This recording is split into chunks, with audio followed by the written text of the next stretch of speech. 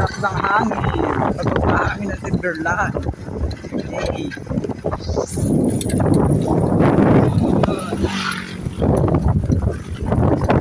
Guys.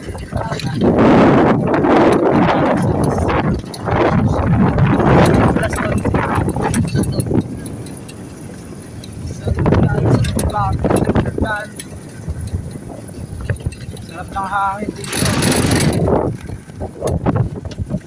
Ganda yung mga view.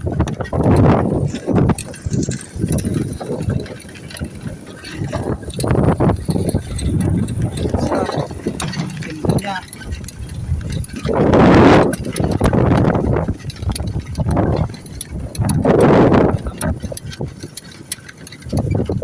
Makulimlim na naman yung panahon, no?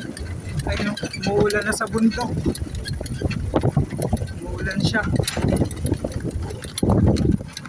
Nakita niyo yung ano, makulimlim, parang umuulan. Mabasa na naman kaming dalawa. Aray ka. Basa na naman.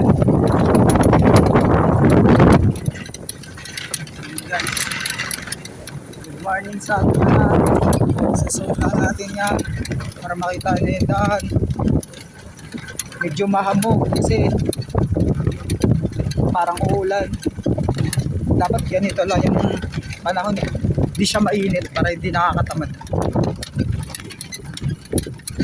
Ang nasuot dito, lantak na yung lantak na yung mga damo-damo. Sobrang sa init. Tapos yan guys, so puro gulong. Tingnan nyo.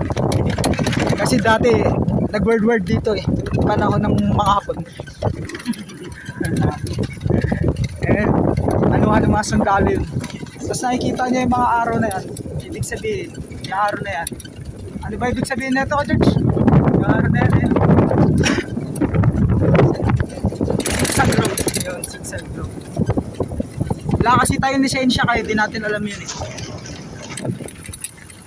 So yun guys, hey, tignan nyo yan. May bahay mo dito, nag-iisa.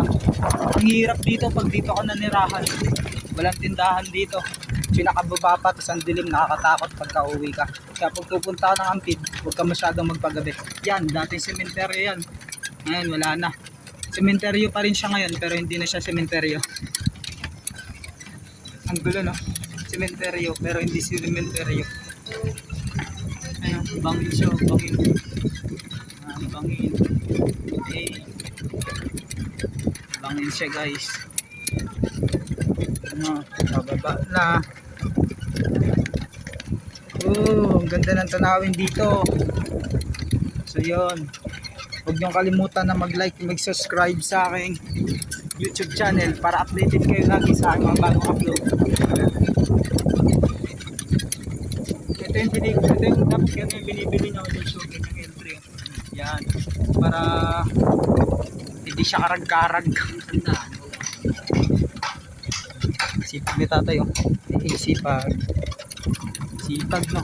Sipag sa kanila pero sa ibang tao hindi. Ganyan yung uso ngayon. Okay. Ayan, basahin nyo guys. Sabihin niya kung may ganyan delikado. Ganda, para ano sa probinsya yun. Okay.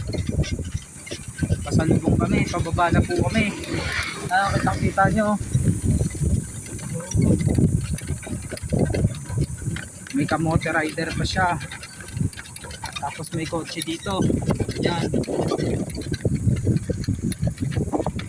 Ayan lang, pasigsag, paliko, delikado dito pag masyado kang matulin. So yun guys, maraming salamat sa nanonood.